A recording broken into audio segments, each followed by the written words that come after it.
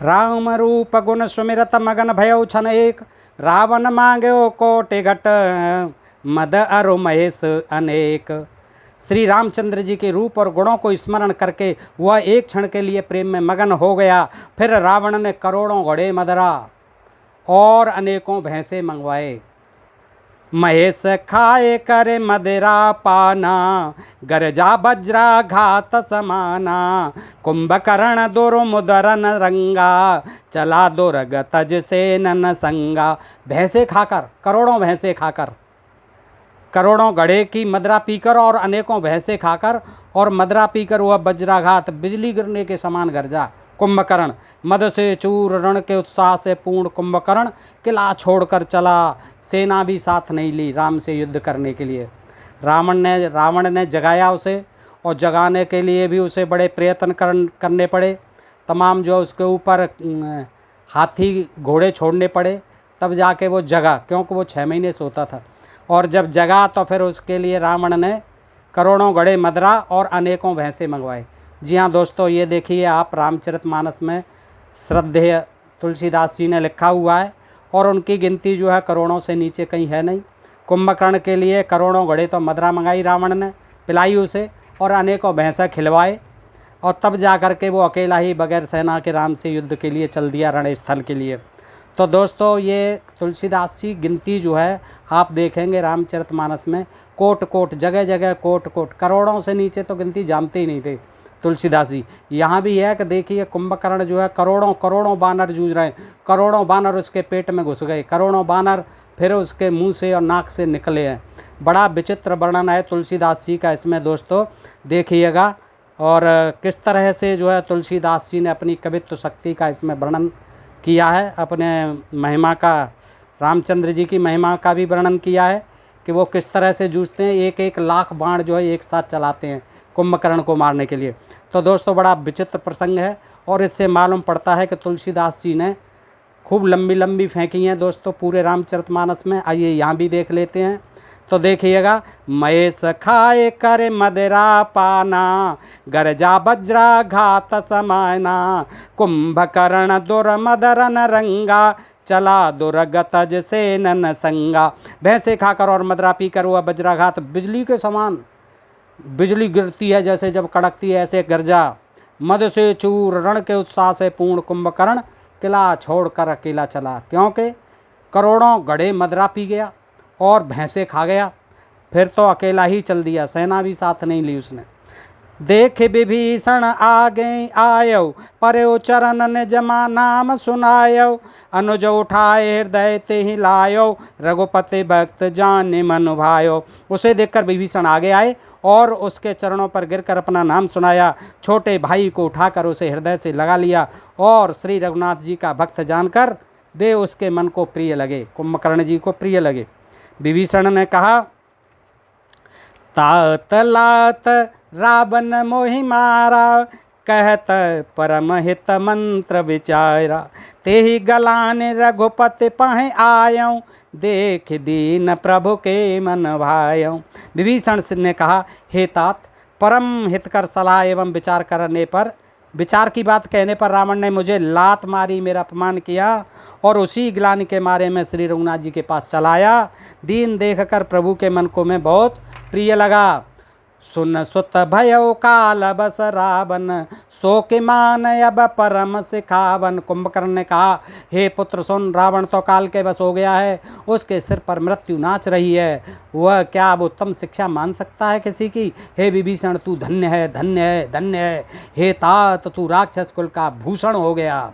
बंधु बंसतै की नौ जागर, भजेउ राम शोभा सुख सागर। हे भाई, तूने अपने कुल को दे दीप्यमान कर दिया, धन्य कर दिया, जो शोभा और सुख के समुद्र श्री राम जी को भज रहा है। बचन कर्म मन कपट तज, भजेउ राम रणधीर, जाहो न निज पर सूझ मोए, भयऊ काल बस वीर। 64वां दुआ, पृष्ठ 834, लंका कांड। दोस्तों ये रामचरितमानस से मैं आपके समक्ष रख रहा हूँ, तुलसीदास कृत रामचरितमानस, गीता प्रेस गोरखपुर। तो देखिए कितना विचित्र प्रसंग है दोस्तों, कि मन वचन और कर्म से कपट छोड़कर रणधीर श्री राम जी का भजन करना कुंभकर्ण कहता है, हे भाई मैं तो काल के बस में हो गया हूँ, मुझे अपना पराया नहीं सूझता, इसलिए अब तुम जाओ, जहाँ जाना है तुम जाओ और मुझे युद्ध करने दो। बंधु बचन सुन चला विभीषण, आयो जहाँ त्रैलोक विभूषण, नाथ भूधरा कार शरीरा, कुंभकर्ण आवत रणधीरा। भाई के वचन सुनकर विभीषण लौट गए और वहाँ आए त्रिलोकी के भूषण श्री राम जी थे। वहाँ पहुँच गए जहाँ श्री त्रिलोकी के भूषण राम जी थे।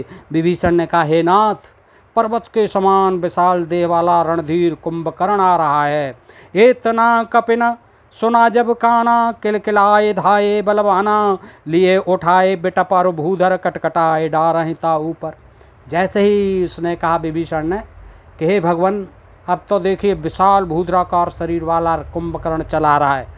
तो जब बंदरों ने सुना, बानरों ने जब इतना कानों से सुना कि कुंभकर्ण आ रहा है, तब वे बलवान बानर किलकिलाकर यानी हर्षध्वनि करके दौड़ने लगे, खुश हो गए। वृक्ष और पर्वत उखाड़ कर उठा लिए उनने। तुरंत पर्वत और वृक्षों को बंदर जो है हाल उखाड़ लेते थे और क्रोध से दांत कटा कटा कर उन्हें उसके ऊपर डालने लगे, पटकने लगे उसके ऊपर। कोटे कोटे गिर शिखर प्रहारा, करहि भालु कपे एक एक बारा, मुर्यो न मनु तनु टर्यो न टार्यो, जिम गज अर्क फलन को मार्यो। रीछ मारकर एक एक बार में ही करोड़ों पहाड़ों के शिखर उस शिखरों से उस पर प्रहार करते हैं। देखिए बंदर भी कितने विकराल होते थे उस समय कि एक एक पहाड़ को करोड़ों, एक ही बार में करोड़ों पहाड़ों के, और तुलसीदास जी की ये रटी रटाई चीज़ है, करोड़ों की गिनती, करोड़ों पहाड़ों के शिखरों से उस पर प्रहार करते हैं, करोड़ों पहाड़। अब वहाँ पर लंका में करोड़ों पहाड़ कहाँ थे दोस्तों, और उनको जो है शिखरों से ही प्रहार करते हैं, परंतु इससे न तो उसका मन ही मुड़ा, जरा भी विचलित नहीं होता है कुंभकर्ण, और नहीं टाले से टला। जैसे मदार के फलों की मार से हाथी पर कुछ भी असर नहीं होता। क्या असर होगा हाथी पर मदार के फूल से या फल से, वैसे ही कुंभकर्ण पर इन पहाड़ों का और इन वृक्षों का, जो कि करोड़ों करोड़ों बानर गिरा रहे हैं, करोड़ों करोड़ों उसके शरीर पर कोई फर्क नहीं पड़ रहा है। तब मारुत सुत मुठिका हन्यो, तब हनुमान जी उठते हैं। तब मारुत सुत मुठिका हन्यो, पर्यो धरन व्याकुल सिर धुन्यो, पुण्य उठते मार्यो हनुमंता, घुरमित भूतल पर्यो तुरंता। तब हनुमान जी ने उसे घूसा मारा, गुस्से में आके बैठे देख रहे थे कि ये बानरों को परेशान कर रहा है और इसका कुछ भी नहीं बिगड़ रहा है, तो हनुमान जी ने उसे उठे और एक घूसा मारा।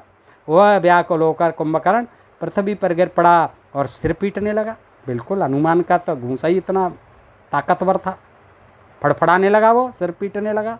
फिर वो उठा, उसने उठकर हनुमान जी को मारा, तो वे चक्कर खाकर तुरंत ही पृथ्वी पर गिर पड़े। अब हनुमान जी भी पृथ्वी पर चक्कर खाकर गिर पड़े। फिर जो है नल नील आ जाते हैं आगे। पुण्य नल नील हैं अबन पछारे से, जाता हूँ पटके पटके बट डारे से, चली बली मुख से न पराई, अति भय त्रस तन को समुहाई। फिर उसने नल नील को पृथ्वी पर पछाड़ दिया। तुम भी आओ बेटा। नल नील को भी पछाड़ दिया पृथ्वी पर, और दूसरे योद्धाओं को भी जहाँ तहाँ पटक पटक कर डाल दिया। आखिर करोड़ों घट मदरा पी के आया था, भैंसे खाकर आया था, 6 महीने बाद जग कर आया था। तो बानर सेना भाग चली, भगदड़ मच गई बानर सेना में। भाई बानर सेना कितना जो है झेलेगी उसको। सब अत्यंत भयभीत हो गए, कोई सामने नहीं आता है, अब सब घबरा गए। हनुमान जी भी चक्कर खा के गिर पड़े। अब जो है नल नील भी पिट गए, पृथ्वी पर पछाड़ खा के गिर गए। अब अंगदाद आते हैं, देखिए। अंगदाद कपि मूर्छित कर समेत सुग्रीव, कांख दाब कपिराज कहूँ, चला अमित बल सीम। 65वां दुआ। सुग्रीव सहित अंगदाद वानरों को मूर्छित कर दिया। और फिर वह अपरमित बल की सीमा कुंभकर्ण बानर राज सुग्रीव को कांख में दबा कर चल दिया। सुग्रीव जी को दबा लिया कांख में, और अंगदाद वानरों को सुग्रीव सबको मूर्छित कर दिया। उमा करत रघुपति नर नीलीला, खेल गरुड़ जिम अहे गन मीला, भ्रकुटे भंग जो काल है खाई, ताहे के सो है ऐसे लड़ाई। शिव जी कह रहे हैं, कथा सुना रहे हैं शिव जी पार्वती जी को, तो कहते हैं, हे उमा, श्री रघुनाथ जी तो वैसे ही नरलीला कर रहे हैं, जैसे गरुड़ सर्पों के समूह में मिलकर खेलता हो। कोई चिंता नहीं है, राम जी तो लीला करते रहते हैं। और बानर जो है मर रहे हैं, कुंभकर्ण मारे दे रहा है उन्हें। जो भौं के सारे मात्र से बिना परिश्रम के काल को भी खा जाता है, उसे कहीं ऐसी लड़ाई शोभा देती है। जग पावन की रते बेस्तर हैं, गाए गाए भवन दिन रतरे हैं। मूर्छा गए मारुत सुत जागा, सुग्रीव है तब खोजन लागा। भगवान इसके द्वारा जगत को पवित्र करने वाली वह कीर्ति फैलाएंगे जिसे गा गा कर मनुष्य भवसागर से तर जाएंगे। मूर्छा जाती रही तब मारुति हनुमान जी जागे। इतनी देर पड़े रहे मूर्छित। हनुमान जी अब जागते हैं और फिर वे सुग्रीव को खोजने लगे। करे हमारे सुग्रीव जी कहाँ गए। सुग्रीव कोई मूर्छा बीती, निबुक गय ते मृतक प्रतीति। काटे से दसन नास का काना, गरज आकाश चले ते ही जाना। सुग्रीव की भी मूर्छा दूर हुई। तब वे मुर्दे से होकर खिसक गए। मुर्दे से होकर खिसक गए कांख में से, यानी कांख से नीचे गिर पड़े। कुंभकर्ण ने उनको मृत जान लिया कि जाने दो, गिर गया तो मर गया ये तो। उन्होंने, लेकिन उसने क्या चतुराई करी सुग्रीव ने कि उन्होंने कुंभकर्ण के नाक कान दांतों से काट लिए। ये नाक कान काटने में बड़े तेज थे। उधर सूर्पणखा के काट लिए और इधर सुग्रीव ने कुंभकर्ण के नाक कान काट लिए। और फिर गरज कर आकाश की ओर चले सुग्रीव जी। तब कुंभकर्ण ने जाना, क्या जाना। गए उचरन गए भूमि पछारा, अति लागब उठे पुण्य ते ही मारा। पुण्य आयो प्रभु पै बलबान, जयते जयते जय कृपा निधान। उसने सुग्रीव का पैर पकड़कर उनको पृथ्वी पर पछाड़ दिया। जाता कहाँ है, मेरे नाक कान काटे गए। पकड़ लिया सुग्रीव को और पैर पृथ्वी पर पछाड़ दिया। फिर सुग्रीव ने भी बड़ी फुर्ती से उठकर उसको मारा। और तब बलवान सुग्रीव प्रभु के पास आए और बोले, कृपा निधान प्रभु की जय हो, जय हो, जय हो, जय हो। और नाक कान काटे जिय जाइनी, फिरा क्रोध करे भय मन ग्लानि। सहज भीम पुन बिन श्रुति नासा, देखत कपि दल उपजी त्रासा। नाक कान काटे गए ऐसा मन में जानकर बड़ी ग्लानि हुई और वह क्रोध करके लौटा कुंभकर्ण। एक तो वह स्वभाव से ही बड़ा भयंकर था और बिना नाक कान का होने से तो और भी भयानक हो गया। उसे देखते ही वानरों की सेना में भय उत्पन्न हो गया। सारे वानर डर डर के फिर भागने लगे कि ये तो बगैर नाक कान का है। जय जय जय रघुवंश मन, धाये कपिदय हूह। एक वारता सुपर छाणने, गिरतर जूह। 66। रघुवंश मणि की जय हो, जय हो, जय हो, ऐसा अपन पुकार कर बानर हू हू करके दौड़े। अब बानर हू हू तो नहीं करते हैं, हू हू तो श्यार करते हैं। हू हू करके बानर दौड़े, किलकारी मारते हैं वो तो, खिर खिर करते हैं। और सबने एक ही साथ उस पर पहाड़ और वृक्षों के समूचो एक ही साथ फिर टूट पड़े। पहाड़ और वृक्ष, और कोई हथियार नहीं थे उन पर। वृक्षों को खाड़ लेते थे, पहाड़ों को खाड़ लेते थे और उसके ऊपर पटक देते थे। कुंभकर्ण रन रंग विरोधा, सम्मुख चला काल जन क्रोधा। कोटे कोटे कपि धरे धरे खाई, जनु टीड़ी गिर गुहा समाई। रण के उत्साह में कुंभकर्ण विरुद्ध होकर उनके सामने ऐसा चला मानो क्रोधित होकर काल ही आ रहा हो। काल के समान दौड़ा चला इधर भी जिधर भी जाता है। तो वह करोड़ करोड़ बानरों को एक साथ पकड़ पकड़ कर खाने लगा। देखिए करोड़ करोड़ बानरों को। अब सोच लीजिए करो कितनी सेना रही होगी बानरों की। लंका में जगह नहीं रही होगी, करोड़ों बानर कहाँ समाये होंगे। तो युद्ध क्षेत्र तो एक खास जगह रही होगी। तो करोड़ों करोड़ों बानरों को एक साथ पकड़ पकड़ कर खाने लगा कुंभकर्ण। वे उसके मुंह में इस तरह घुसने लगे मानो पर्वत की गुफा में टिड्डियाँ समा रही हैं। जैसे किसी पर्वत की गुफा में टिड्डियाँ समा जाती हैं। कोटे कोटे कपि धरे धरे खाई, कोट कोट करोड़ों करोड़ों, कोटे कोटे कपि धरे धरे खाई। जनु टीड़ी गिर गुहा समाई। ऐसे उसके मुँह में घुसने लगे करोड़ों करोड़ों बंदर, जैसे कि पर्वत की गुफा में टिड्डियाँ समा गई हों। कोटे न गए शरीर सन मरदा, कोटे न मीज मिलब महे गरदा। मुख नासा श्रवणन की बाटा, निसर पराहे भालो कपि ठाटा। करोड़ों बानरों को पकड़कर उसने शरीर से मसल डाला। पकड़ पकड़ के मसल डाले करोड़ों बानर और करोड़ों को हाथों से मलकर पृथ्वी की धूल में मिला दिया। अब देखिए कितने बंदर मारे। करोड़ों को तो मसल डाला, करोड़ों को हाथों से मलकर पृथ्वी की धूल में मिला दिया। कोट न गहे शरीर सन मर्दा, और कोट न मीज मिलब मही गर्दा। मुख नासा श्रवणन की वाटा, निसर पराएं भालू कपि ठाटा। पृथ्वी की धूल पेट में गए हुए भालू और बानरों के ठट्ट के ठट्ट, यानी समूह के समूह, दल के दल। भाई करोड़ों गए थे अंदर, तो पेट में गए हुए भालू और बानरों के ठट्ट उसके मुख, नाक और कानों की राह से निकल निकल कर भाग रहे हैं। देखिए क्या गजब करिश्मा है तुलसीदास बाबा का कि करोड़ों पेट में घुसा दिए और पेट में से फिर नाक द्वारा और मुख के द्वारा, कानों की राह से निकल भी आ रहे हैं। क्या कमाल है तुलसीदास। ये है रामायण, हमारी रामचरितमानस। रन मद मतन साचर दरपा, विश्वग्र सहे जनु ए बेदे अरपा, मरे मुरे सोभट सब फिर न फेरे, सूझन नयन सुनहि नहीं टेरे। रण के मद में मत राक्षस कुंभकर्ण इस प्रकार अकेला है, देखो करोड़ों करोड़ों पे भारी पड़ रहा है, और रामचंद्र जी बैठे हुए शांत, लक्ष्मण जी बैठे हुए तमाशा देख रहे हैं, हनुमान जी और सुग्रीव और ये पिट पिट के मूर्छित होकर के शांत बैठे हुए हैं। अकेला ही कुंभकर्ण जूझ रहा है कि रण के मद में मत राक्षस कुंभकर्ण इस प्रकार गर्वित हुआ। अब गर्वित होने की क्या बात है, बलशाली था, करोड़ों घट पी के आया था, मदरा के भैंसे खा के आया था, तो मानो विधाता ने उसको सारा विश्व अर्पण कर दिया हो और उसे वह ग्रास कर जाएगा। ऐसी स्थिति सबको खा जाएगा। सब योद्धा भाग खड़े हुए, वे लौटाए भी नहीं लौटते। अब इनको राक्षस कहा जाता था।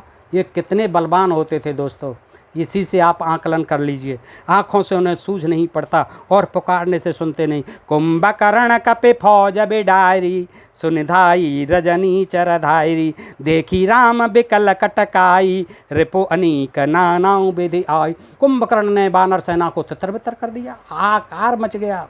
करोड़ों पेट में घुस गए, करोड़ों फिर नाक से, कानों से, मुंह से निकल रहे हैं। यह सुनकर राक्षस सेना भी दौड़ी और श्री रामचंद्र जी ने देखा कि अपनी सेना व्याकुल है।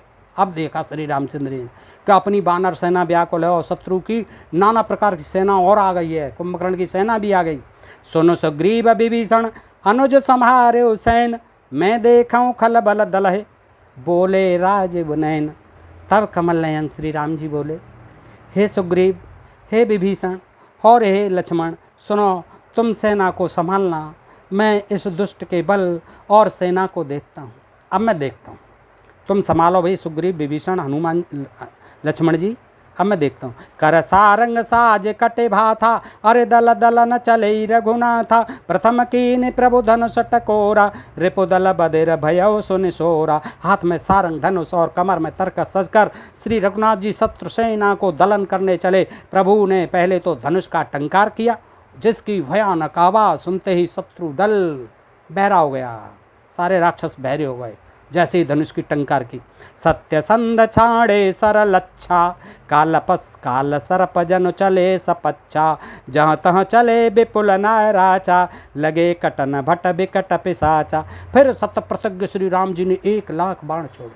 अब इनने रखे काय को बैठे, जैसे जब से बेचारे करोड़ों बंदर खा गया, वो मार दिए, तमाम मसल डाले, धूल में मिला दिए, और इन लाखों बाणों को लेकर के रामचंद्र जी तमाशा देख रहे हैं। अब लेकिन उन्हें सुध आती है, तो फिर शतप्रतज्ञ श्री राम जी ने 1,00,000 बाण छोड़े। देखिए यहाँ गिनती लाखों में याद आ गई आज, नहीं ज़्यादातर कोटि करोड़ों से नीचे नहीं बात की है। तो 1,00,000 बाण छोड़े दोस्तों, अब देख लीजिए 1,00,000 बाण छोड़े एक ही बार में, और वे ऐसे चले मानो पंख वाले काल सर्प चले हों। जहाँ तहाँ बहुत से बाण चले, जिनसे भयंकर राक्षस योद्धा कटने लगे। कटहे चरण और सिर भुज दंडा, बहुत कबीर होए सतखंडा, घोर में घायल महे परही, उठे समारे सुभट पुण्य लरही। उनके चरण, छाती, सिर और भुज दंड कट रहे हैं। अब भाई 1,00,000 बाण एक साथ छोड़ दिए, कौन सा धनुष था ऐसा जिससे एक साथ 1,00,000 बाण चले और सर्प की तरह चले। तो वो राक्षसों के चरण, छाती, सिर और भुज दंड कट रहे हैं। बहुत से वीरों के 100 टुकड़े हो गए, 100 टुकड़े हो गए बहुत से वीरों के। तुलसीदास जी गिन रहे थे बैठे बैठे। घायल चक्कर खा खा कर पृथ्वी पर गिर पड़ रहे हैं। उत्तम योद्धा फिर संभल कर उठते हैं और लड़ते हैं। लागत बान जलदज में गाजहें, बहुतक देखे कठिन सर भाजहें, रुंड प्रचंड मुंड बिनु धावहें, धरु धरु मार मार धुन गा। बाण लगते ही वे मेघ की तरह गरजते हैं। राक्षस बहुत से कठिन बाण को देखकर ही भाग जाते हैं। अरे आया आया आया, कठिन बाण आ रहा है, उसको देखते ही भाग जाते हैं। बिना मुंड के प्रचंड रुंड धड़ दौड़ रहे हैं और पकड़ो पकड़ो मारो मारो का शब्द करते हुए गिरा। धड़ जो है गा रहे हैं, पकड़ो पकड़ो मारो मारो, दौड़ रहे हैं बगैर सिर के। छनमाऊँ प्रभु के सायकन काटे बिकट पिशाच, पुन रघुवीर निसंगमाऊँ प्रभु से सब नाराज। और ये करिश्मा देखें कि प्रभु के बाणों ने क्षण मात्र में भयानक राक्षसों को काट कर रख दिया। फिर वे सब बाण लौटकर श्री रघुनाथ जी के तरकस में घुस गए। कितने जो है टेक्निकल थी, टेक्निक के कितनी हाई थी कि वो सारे बाण जो 1 लाख छोड़े थे वो सब आकर के फिर तरकस में काट पीट के फिर आकर के वापस घुस गए। अब सोच लो दोस्तों, तरकस भी कितना बड़ा होगा जिसमें 1 लाख बाण आ गए होंगे। कुंभकर्ण मन दीख विचारी, हत छन माजन साचर धायरी, भा अति क्रोध महाबल बीरा, कियो मृग नायक नाद गंभीरा। कुंभकर्ण ने मन में विचार करके देखा कि श्री राम जी ने क्षण मात्र में राक्षसी सेना का संहार कर डाला। तब वह महाबली वीर अत्यंत क्रोधित हुआ और उसने गंभीर सिंहनाद किया। कैसे सिंहनाद किया? कोपे मही धर ले ओ पारी, डारे जमर कटवट भाईरी, आबत देखे शैल प्रभु भारे, सरन काटे रजसम करे डारे। वह क्रोध करके पर्वत उखाड़ लेता है और जहाँ भारी भारी बानर योद्धा होते हैं वहाँ डाल देता है। वो भी पर्वतों को उखाड़ने लगा। वो क्या कम था, बंदरों से तो बलवान ही था। बड़े बड़े पर्वतों को आते देखकर प्रभु ने उनको बाणों से काट कर धूल के समान चूर चूर कर डाला। अब भगवान ने तो उनको जो है बाणों से काट काट करके धूल के समान चूर्ण बना दिया उन पर्वतों का। पुण्य धनु तान को पिर रघुनायक छाणे, अति कराल बल सब बहुसायक, तनु महाप्रभस निसिर सर जाही, जिम दामिन घन माज समाय। फिर रघुनाथ जी ने क्रोध करके धनुष को तान कर बहुत से अत्यंत भयानक बाण छोड़े। वे बाण कुंभकर्ण के शरीर में घुसकर पीछे से इस प्रकार निकल जाते हैं, वो लाख तो कुछ नहीं बिगाड़ पाए थे। लौट के आ गए तरकस में, कुछ कोई काट डाला था फिर वापस आ गए थे। अब उन्होंने फिर तान करके भयानक बाण छोड़े हैं, तो वे बाण कुंभकर्ण के शरीर में घुसकर पीछे से इस प्रकार निकल जाते हैं कि उनका पता नहीं चलता, जैसे बिजलियां बादल में समा जाती हैं। देखिए क्या उपमा दी है, बिजलियां जैसे बादल में कौन जाती हैं निकल जाती हैं, ऐसे ही कुंभकर्ण के शरीर में से वे बाण पार चले जाते हैं, कोई पता ही नहीं चलता है कुंभकर्ण को। सोनित स्रवत सोहतन कारे, जनुका जल गिर गेरु पनारे, बिकल बिलो के भालो कपे धाये, बेहसा जब वही निकट कपे आए। उसके काले शरीर से रुधिर बहता हुआ ऐसी शोभा देता है। आँखों देखा वर्णन देखिए तुलसीदास जी करते हैं उस रण क्षेत्र से, लंका के रण क्षेत्र से, कि उसके काले शरीर से, कुंभकर्ण के काले शरीर से बहता हुआ रुधिर ऐसा शोभा देता है मानो काजल के पर्वत से गेरू के पनाले बह रहे हों। उसे व्याकुल देखकर रीछ बानर दौड़े, वे ज्यों ही निकट आए त्यों ही वह हंसा कुंभकर्ण। महानाद कर गर्जा कोट कोट गए कीस, मह पटके गजराज एवं शपथ करे 10 शीस। 69वां श्लोक। और बड़ा घोर शब्द करके गर्जा तथा करोड़ करोड़ बानरों को पकड़कर, बार बार करोड़ करोड़। फिर देखिए गर्जा घोर शब्द करके कुंभकर्ण और करोड़ करोड़ बानरों को पकड़कर हुआ गजराज की तरह, हाथी की तरह उन्हें पृथ्वी पर पटकने लगा और रावण की दुहाई देने लगा। भागे भालो बली मुख जूथा, ब्रको बिलो के जिम में सबरू था, चले भाग कप भालो भबायनी, विकल पुकारत आरत बायनी। यह देखकर रीछ वानरों के झुंड ऐसे भागे जैसे भेड़िए को देखकर भेड़ों के झुंड भागते। वानरों के झुंड ऐसे भागे जैसे भेड़िए को देखकर भेड़ों के झुंड भागते हैं। शिवजी बता रहे हैं पार्वती जी से कि हे भगवानी, रीछ वानरों के झुंड ऐसे भागे जैसे भेड़ियों को देखकर भेड़ों के झुंड भागते हैं। हे भवानी, बानर भालू व्याकुल होकर आर्तवाणी से पुकारते हुए भाग चले, रोते हुए विलाप करते हुए भाग चले। यह निश्चर दुकाल सम है, कपे कुल दे सपरन अवचहई, कृपा बार धर राम खरारी, पाहे पाहे प्रणतार तिहारी। वे कहने लगे यह राक्षस दुर्भिक्ष के समान है। हे राम जी सुनो क्या कहते हैं बानर, हे यह राक्षस दुर्भिक्ष के समान है जो अब बानर कुल रूपी देश में पड़ना चाहता है। ये तो अकाल के समान है जो बानर रूपी कुल देश में पड़ना चाहता है। हे कृपा रूपी जल के धारण करने वाले मेघ रूप श्री राम, हे खर के शत्रु, हे शरणागत के दुख होने वाले, हमारी रक्षा कीजिए, रक्षा कीजिए। बानर कहते हैं त्राहिमाम त्राहिमाम, सकरो न बचन सुनत भगवाना, चले सुधार सरासन बायना, रामसेन निज पाछे चाली, चले सकोप महाबलशाली। करुणा भरे वचन सुनते ही कि बचाओ बचाओ, ऐसे उनका करुण विलाप सुन करके बानरों का भगवान धनुष बाण सुधार कर चले महाबलशाली श्री रामचंद्र जी ने सेना को अपने पीछे कर लिया कि तुम पीछे रहो बानर रहो, और वे अकेले क्रोधपूर्वक चले और आगे बढ़े। खींचे धनुष सरस संधाने, छूटे तीर शरीर समाने, लागत सरधा बार से भरा, कुधर डगमगत डोलत धरा। उन्होंने धनुष को खींचकर फिर 100 बाण संधान किए।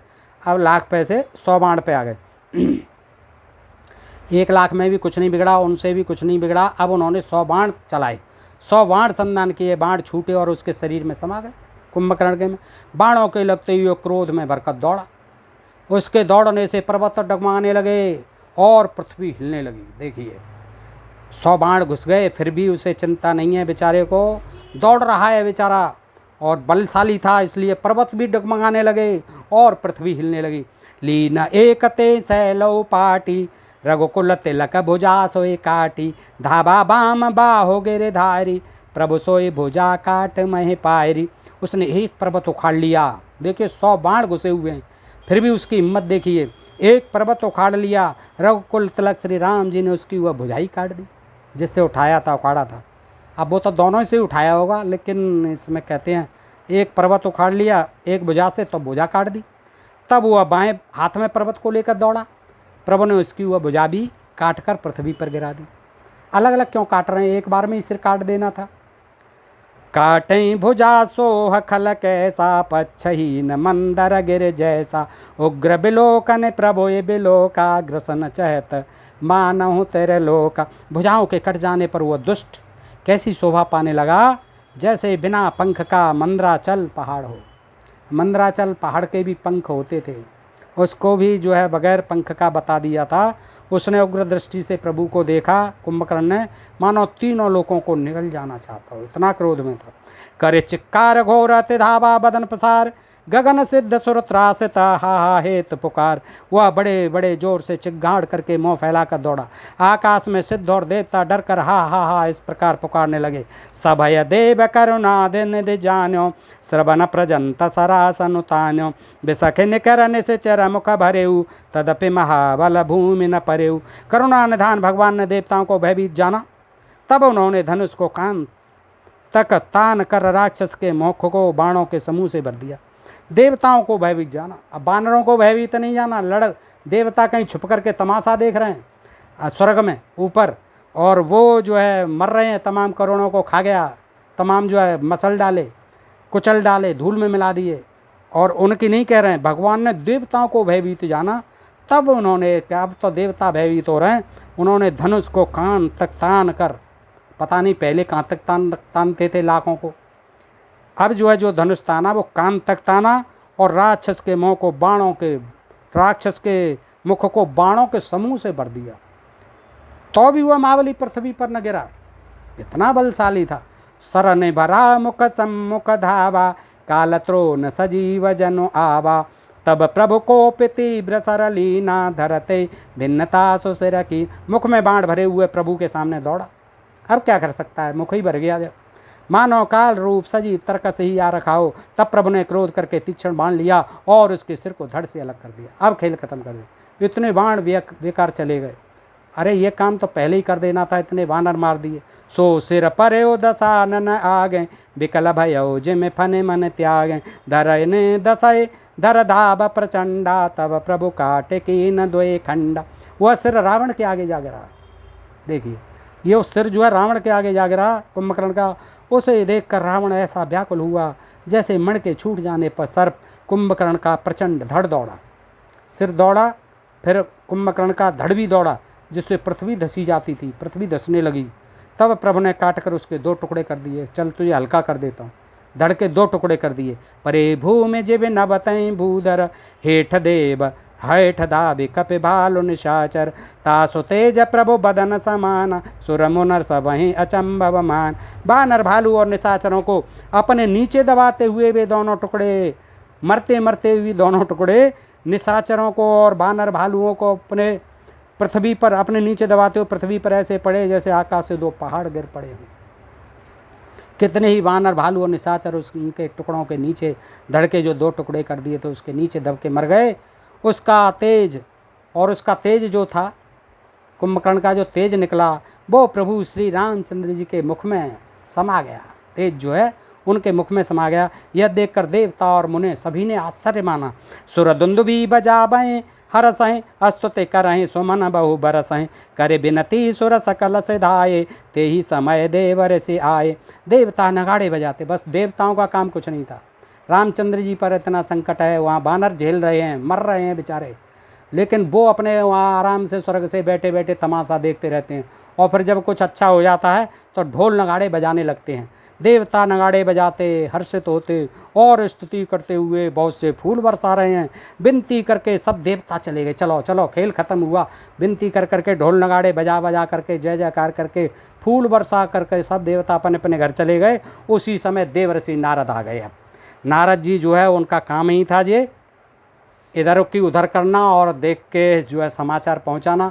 दोस्तों, तो आज आपने ये देखा प्रकरण जो है कुंभकर्ण कितना बलवान था और किस तरह जो है तुलसीदास जी ने बढ़ा चढ़ा करके रामचंद्र जी के वाणों का और कोट कोट बानरों को खा जाना, फिर मुख से निकलना, कानों से निकलना, नाक से निकलना, आदि आदि जो है कितना। अब इससे आप लगा लें कि इसमें कितनी सच्चाई है, कितना यथार्थ है राम कथा में। तो दोस्तों, आज के लिए इतना ही। सुनने के लिए बहुत बहुत साधुवाद आपका। ढोल में प्रिय अपने प्रिय चैनल ढोल में पोल को सब्सक्राइब करते रहें। नमस्कार, जय हिंद, जय भारत दोस्तों।